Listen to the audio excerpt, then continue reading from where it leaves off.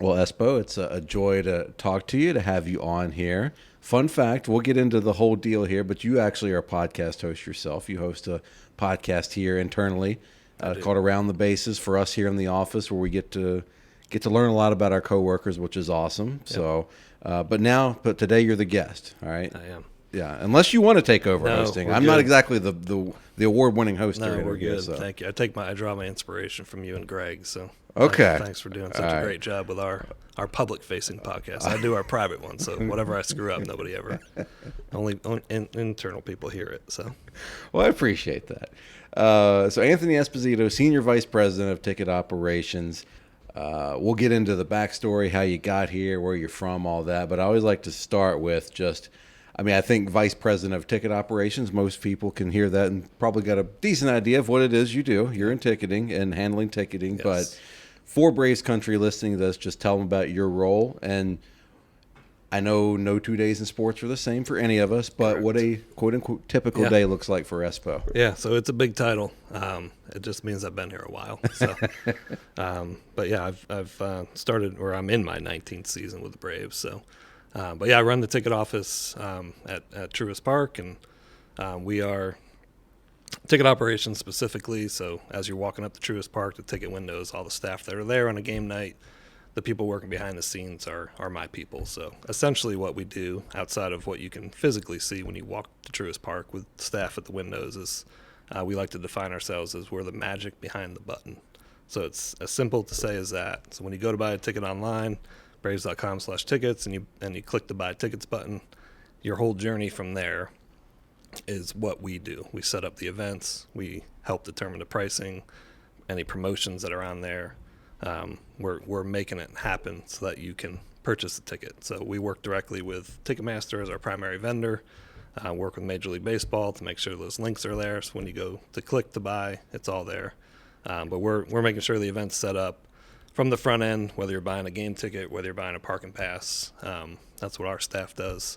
We're also heavily involved in the reporting, making sure that the money coming in can get reported accurately up to our accounting and finance department.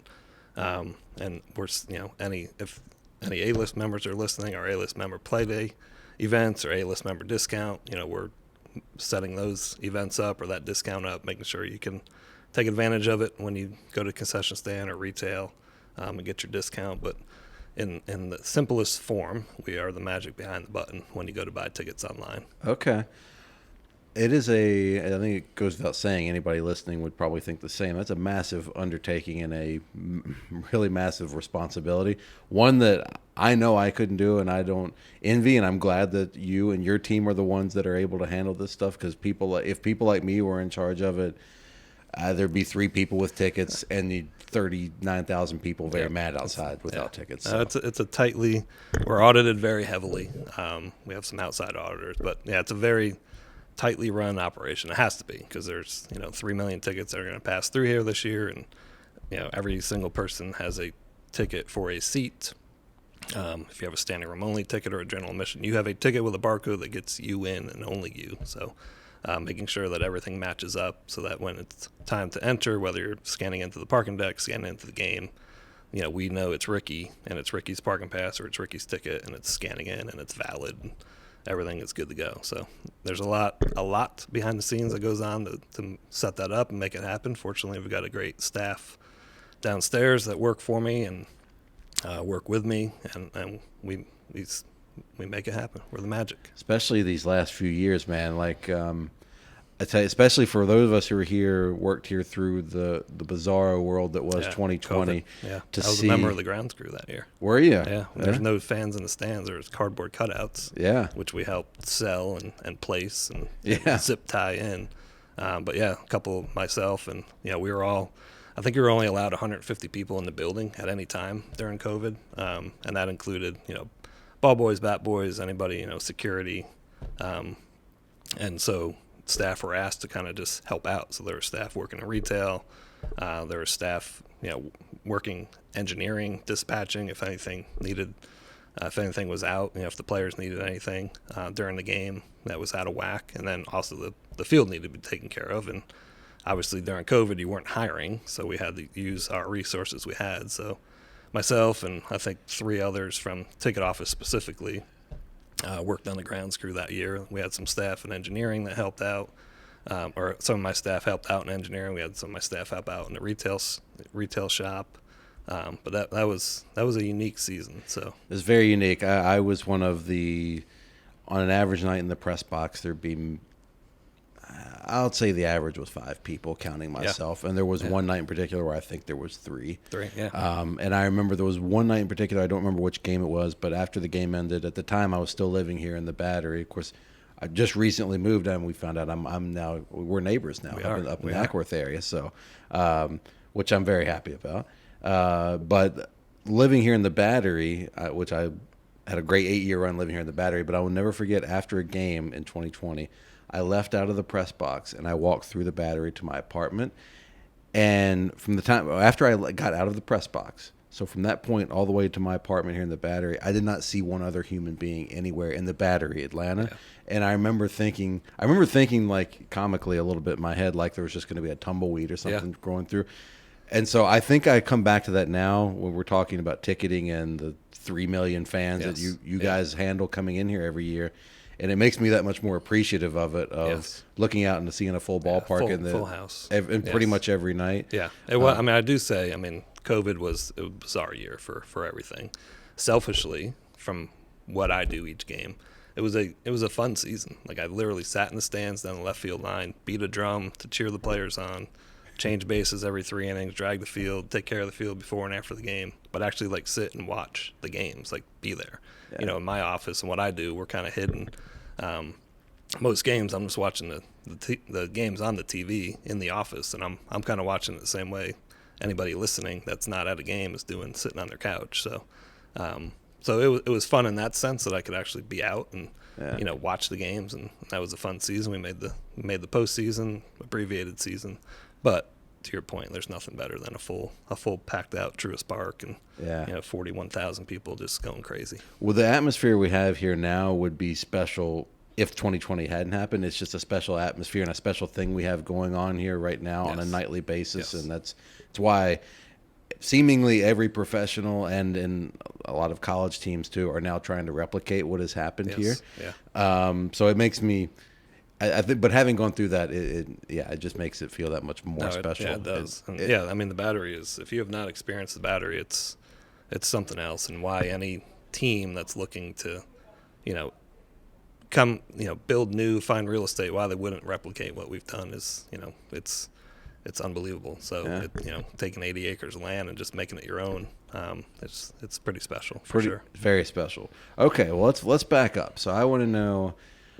Where, to me, everybody that I work with, their journey here and how they got here, because I think a lot of people out there, there's a lot of sports fans. Obviously, everybody listening to this is sports fans. A lot of people dream or would love to work in sports, and then there's a few of us that are lucky enough and fortunate enough to get to do it. Mm-hmm. And I have found that in talking with other people that work in sports, everybody's journey is unique and how they got here, and sometimes the lucky break or just the tenacity. All of it together is so interesting to me.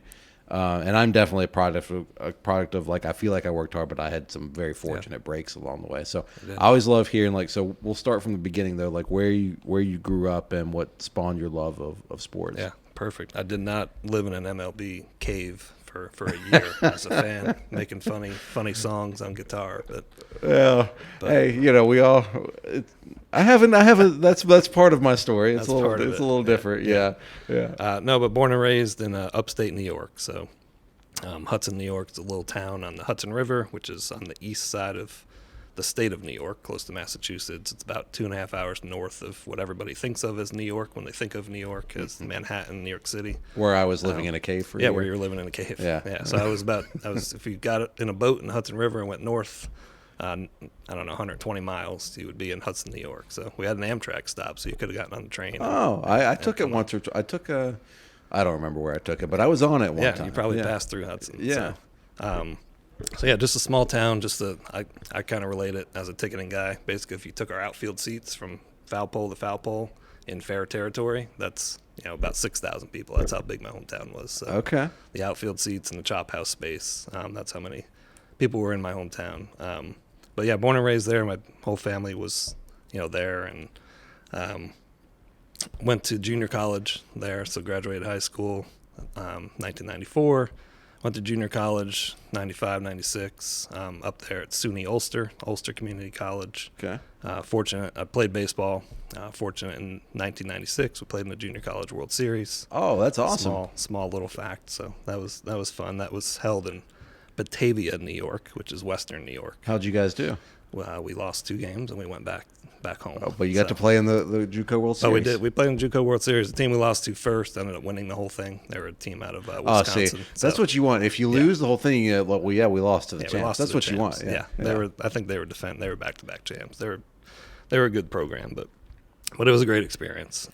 So from there, transferred to Belmont Abbey College, which is just outside of Charlotte, North Carolina. Yeah. I'm the second person at the Braves. Franco Garcia is a little bit more well-known than me, our translator. He also was a basketball star at Belmont Abbey College, so he went to Belmont Abbey a couple years after me, but we do have that connection. It's kind of cool with Franco. That's awesome. But yeah, Belmont Abbey, played baseball there. My junior year, got connected with a guy from the baseball team that had done an internship the year before with the AAA team in Charlotte, the Charlotte Knights.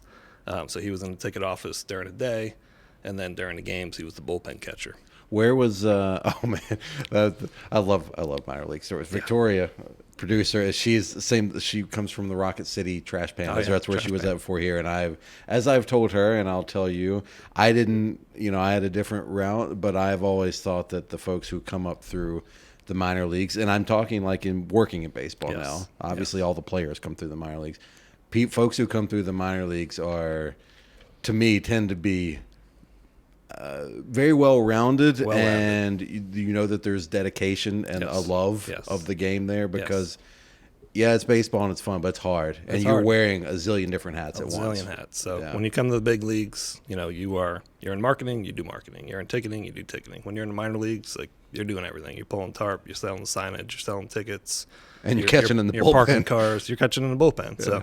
So I did that summer of '97. When you were real quick, when you were there, where was the Knight Stadium at that point? It was in South Carolina, Fort Mill, South Carolina. Okay. So it wasn't downtown, all beautiful where it is now. It's amazing now. Yeah. Okay. It's we were trying to get downtown for years, but when I was there, it was in Fort Mill, South Carolina. It's actually still, it's not there anymore. They've torn it down and cleared the land, but there's a giant water tower. So we were kind of known like the big baseball water tower. That's the exit you would get off Gold Hill Road, and so if you drive on, I think it's I-77 from South Carolina in North Carolina now, you go by a giant water tower. That's where Knight's Castle was. But so 97, did the ticket office during the day, and just that was kind of my first foray into working in sports, but then working in ticketing. So all right, so you played in junior college. Yep. And you knew when your playing career was over, you knew you still wanted to work in sports somehow. I knew I wanted to work. Yeah, so I actually started college as thinking I was going to be an elementary education major. And that's kind of what I focused on. My dad was a 30-year educator in the state of New York. He did some guidance counseling, was a math teacher, but most of his time was spent as a principal of an elementary school. My mom worked in the school system on the business side, so I just figured my path. My brother was an elementary ed major in college, so my path was going to be elementary ed. I was going to be a PE coach. I was going to coach a couple sports, get married, have kids, retire at 55. New York State pension benefits, done. And now that obviously didn't pan out. Things change. Actually, my sophomore year when I was at my junior college, I was flipping through a Sports Illustrated magazine, came across one of those just little sidebar things where they just highlighted one person.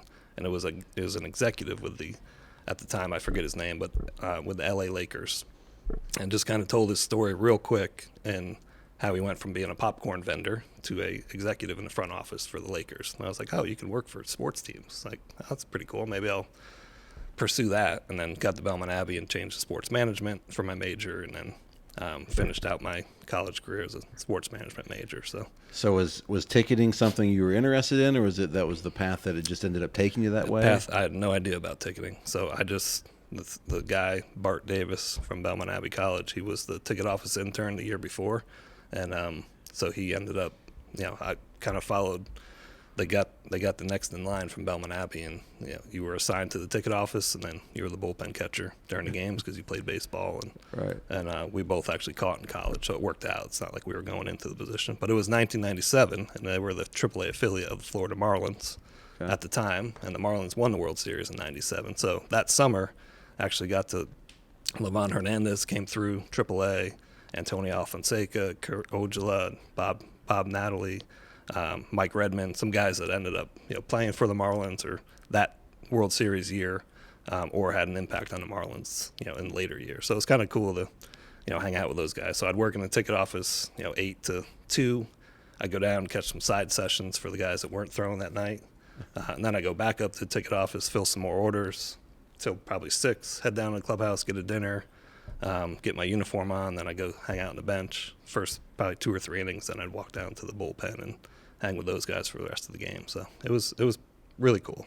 That's very cool. Yeah, and that you were, like you said, around when a lot of those guys that were on that team or that would contribute to the team. Levon Hernandez, obviously, and then I was just thinking some of these guys that then became Braves later on. I remember Antonio Alfonseca. El Pupo. He had 6 fingers. 6 fingers on both 6 hands, toes. right? Yeah, he had like a little nub that stuck off his pinky as his 6th finger. So I knew that. What was the I remember what was the nickname? El Pupo. That's right. Yeah, that was his nickname. So I think Pupo is 6. I don't know, 6 fingers. I don't know. There was some. I remember the nickname had to do with the fact that he had 6 fingers and 6 toes. Yeah, but that was also for Braves fans. It's not a good year because that's the year Levon had that. Eric Gregg had that giant strike zone where Levon Hernandez was striking out Fred McGriff on balls. He had a strike zone. The way you just described your hometown foul pole to foul pole, that was about the strike zone size. So that was the year. So we had watch parties, and I didn't get a ring or anything. I didn't get any. There was nothing for the AAA affiliate outside of I think the general manager went to the World Series, but for the employees, we just hosted some watch parties, but it was fun to be a part of, and definitely took it for granted that summer because it was just a cool opportunity. But that catapulted me. Graduated in '98, got hired full-time by the Knights, actually ran a retail store for that season, and then midway through that season, the ticket guy that I had worked for the year before left to go start the Nashville Predators hockey team in the ticket office. So then I helped run a ticket office for the rest of that season, and then I really haven't, since '97, I haven't left the ticket office. I've been in it ever since. So okay. So how did you get, what was the next step then? So next step after that, I went to Ticketmaster. Actually did some odd jobs. Like the Knights felt that my $1,000 a month salary with no benefits, $750 clearing after taxes was too much to keep. So they let a bunch of us go after that '98 season, making $12,000 a year with no benefits. Well, at least you're not bitter or anything. I'm not bitter. Yeah. But it was a great decision. I was bitter at the time. But so I ended up staying in Charlotte, worked in retail, substitute taught, kind of embraced my elementary education or my elementary degree I wanted to get. Moved back home with my parents for a couple months, did some teaching back there, substitute teaching, and then hooked on with Ticketmaster out of Charlotte, North Carolina. So came back to Charlotte, worked for Ticketmaster just as a regional, covered North and South Carolina as a rep, representing venues, did that for almost 5 years. And then the guy that had left to go start the Nashville Predators came back to start the Charlotte Bobcats, Charlotte Sting. But the Bobcats are starting back up, the WNBA or an NBA franchise in Charlotte. So this guy Jamie Hall came back, and he hired me back, and so I worked with them for almost 3 years on the NBA, WNBA teams in Charlotte, and then the Braves came calling in early 2006. Okay, and then you've been with the Braves since 06? I've been with the Braves since March of 06, right before the 06 season I started. So 18 years, but 19 seasons. When you were growing up in New York, I would assume you were either Mets or Yankees, right? My mom was a big Gary Carter fan. Okay. A catcher for the Mets. As a Braves fan, hand up. He's a guy that I always looked up to. But I was a Yankees fan. So the early '90s years with the Braves going to the World Series, and in 1996, I may not have been cheering for the Braves. I understand. 1997, working as a Marlins kind of sort of AAA employee, I may not have been cheering for the Braves. 98, 99. You've been on the right side of history a lot, is the way I'm interpreting this. But, growing up, I mean, you're kind of, if anybody's listening from New York, you kind of know it's like Yankees, Giants, Rangers, Knicks, and then if you're a Mets fan, it's like Mets, Jets, Islanders. Like you cheer for all the losers. That's always interested me that it worked out that way. I've always wondered that, like, how did that get sorted out to where, because they're all in the same place essentially. Yeah. I mean, I'm not a local there. I lived there for a little bit, but not enough to claim I understand how all fandom allegiances are formed. But that always interested me, that because even I, as an outsider, could see like it's not like a la carte or just picking and choosing one. It's like you are either with this group that there's is a path. wins and this one that is mostly just pain and misery, if Pain we're and being misery. honest. Yes. So Yeah. that's interesting. Yeah. But yeah, so I was definitely down the Yankees path. Okay. Well, that's interesting. So you've been here with the Braves since you said '06, right? '06, yeah. Okay. March of '06. So. Okay. What was your role when you first got here? So I with the came in Braves? as the assistant director of ticket operations. Okay. So I came in. Derek Schiller, who's our now president and CEO, he was over sales and marketing at the time.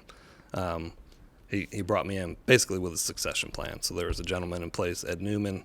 He had been with the Braves at that point for 37 years, running the ticket office. So he brought me in and kind of said, hey, Ed's getting ready to retire at 40 years with the organization. So we'll take the next couple of years to just kind of, have you in place and ready for a smooth transition once he retires. And just like clockwork, Ed retired in 2009.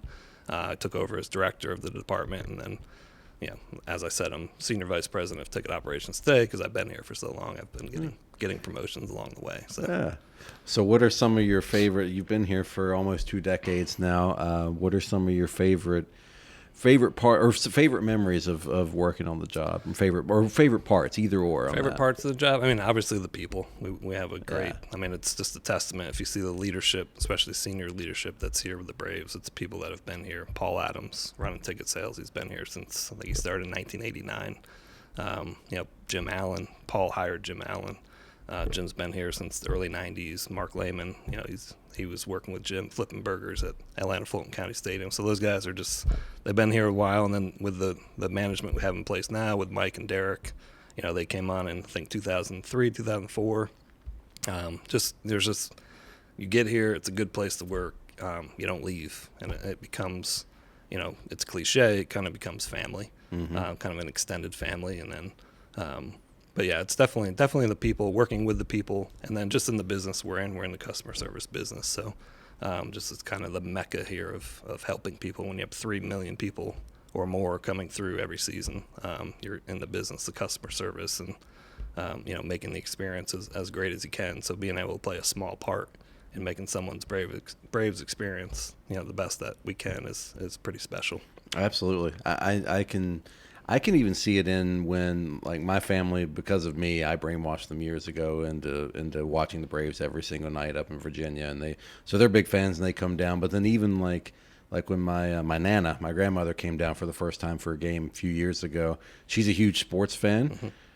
Baseball is never. She's football and basketball, mainly college football and basketball. Those are her things. Yeah. She's been a UVA season ticket holder since the 70s. Mm-hmm. Still is, even at 84, I think she is now, 85. That's awesome. But she had never really done much baseball, and so when she came down here in this ballpark for the first time, and she being at the game and the experience of it here, she just fell in love with it. And now she's still like every time. I mean, she's always like every year she's like, all right, when can I get down? When can I come down? But it's because of that. It's because of the experience that your team, and everybody here puts on. It's people love it here. Yeah. They love coming back here. Yeah, definitely. So. It's definitely. I mean, between Truist Park itself and the Braves playing on the field and the Battery, I mean, it's a destination. Yeah. We can't lose sight of, the players on the field are our Hollywood stars. Like, they're the ones that people are buying tickets to come see. They're not coming to see me or you as much as we do behind the scenes, but they're coming here. It's their destination. They see it on TV and they just want to experience it. So it Absolutely. is. Yeah, it's pretty incredible. So what are some of your favorite, what are the favorite memories that stick out to you in your Braves career? So I've got, two that are definitely front of mind. I mentioned on a previous podcast that I did internally, Brooks Conrad, the Brooks Conrad Grand Slam. Yes. So if you've been a Braves fan for a while, you remember Brooks Conrad hitting a mid-week day game walk-off Grand Slam against the Cincinnati Reds at Turner Field. It's for my Braves fans. This is before I worked for the Braves, but I was working for my dad in Virginia, and we had this tiny little.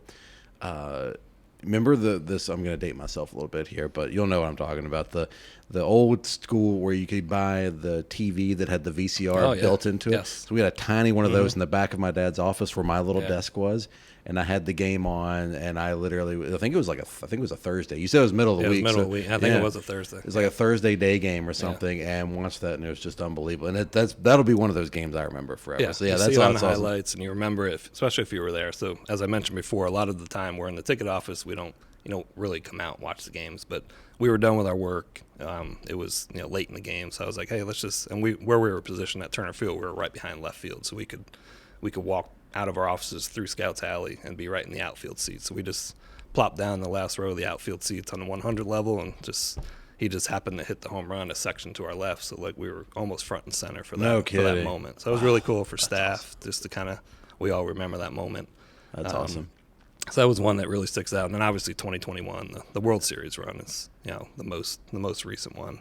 In my role, once we get to the playoffs, in my specific role, I actually travel with the team and I handle all the player tickets, all the family tickets, coaches, any VIP requests that we have. That gives me I want to have a nervous breakdown just even thinking about trying to be the one handling all that. Yes. So how obviously you're good with it and you're the right man for it, Yes. but how is it stressful? Is it fine? I had a couple years of experience. So I started doing that in 2018. So I had 2018, 2019 traveling, unfortunately, first round exits. 2020, I was actually down in Texas in the COVID bubble. Not in the bubble. I was kind of on the outside, but I handled all the family seats and anybody, any executives that were down there.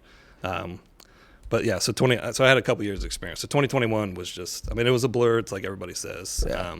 But we had a couple years of experience of doing at least the early rounds. To kind of know what we were doing, but yeah, it's a different, it's a process. There's a lot of, and I give the players credit because I don't know if whether they have, their spouses or their people, but there's a lot of people coming at them, especially as you advance in further rounds in the playoffs, and the number of ticket requests that they get is just kind of astronomical, and I give them credit for just either handling it themselves and saying no and limiting it to just their spouse or having their spouse handle it, but it's a lot of people coming at them, but so I do that, and then I also work with our CFO on the audits in game for home games and away games.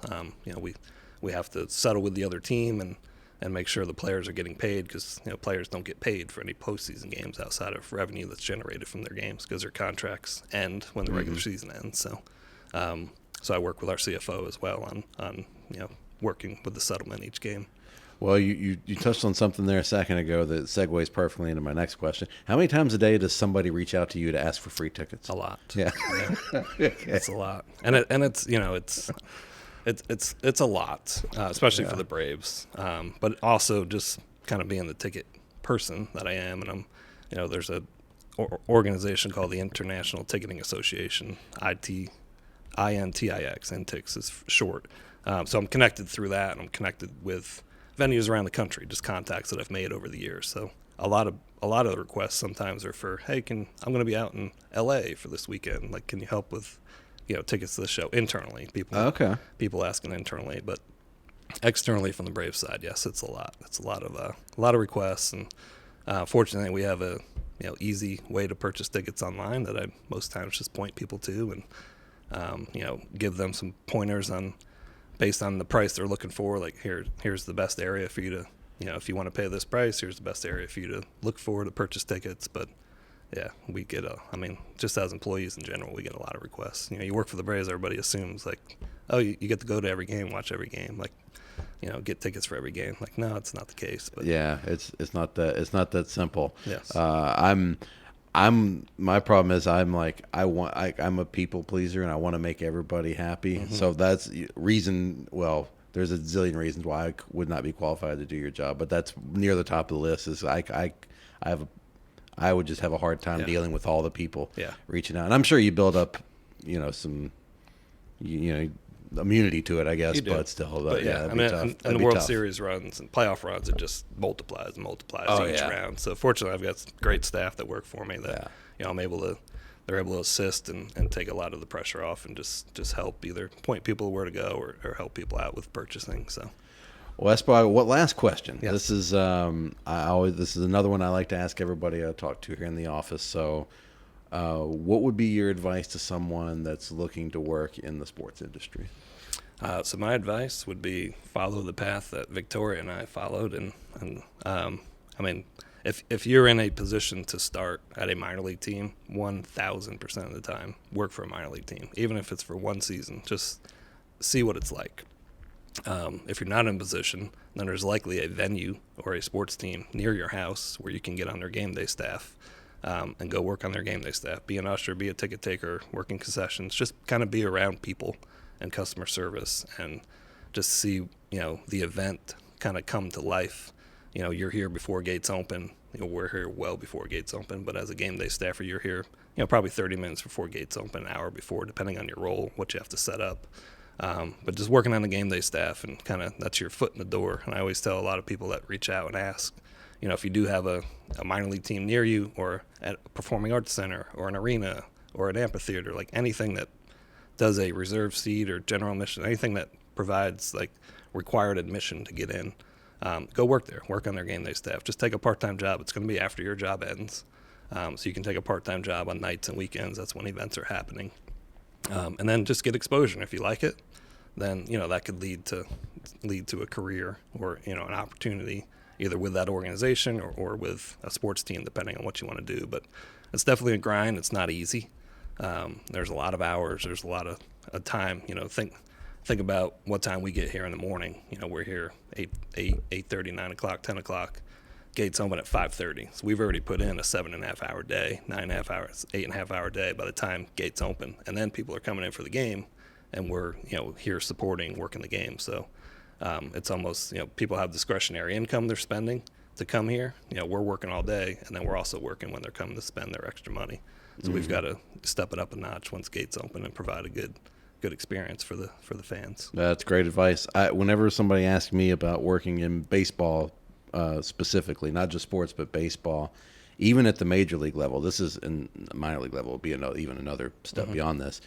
I always say, particularly in what Victoria and I do, our job really does, a lot of it is focused around like all 162 and spring training and the postseason. I mean, it's year round, obviously, but it's every game is within we've got stuff we have to do for every game, home or away. Yes.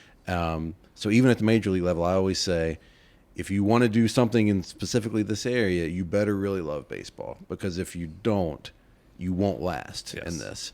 And I think if you're the minor league route, that's going to prove to you really how much you love it. Like, do you love it or not? You love it, yes. And if you make it through that, then all right, you've got a love for it, and you're cut out for it. So that's what I specifically, even though I didn't go the minor league route myself, I have so much respect for it, because I just from the outside looking in, it's a grind. Even I think about, we're talking about you two, Ben Ingram, who's a radio broadcaster and has become a good friend of mine over the years. Talking with him about his path, and my another good radio buddy, Kevin McAlpin, who's in Braves Radio Network.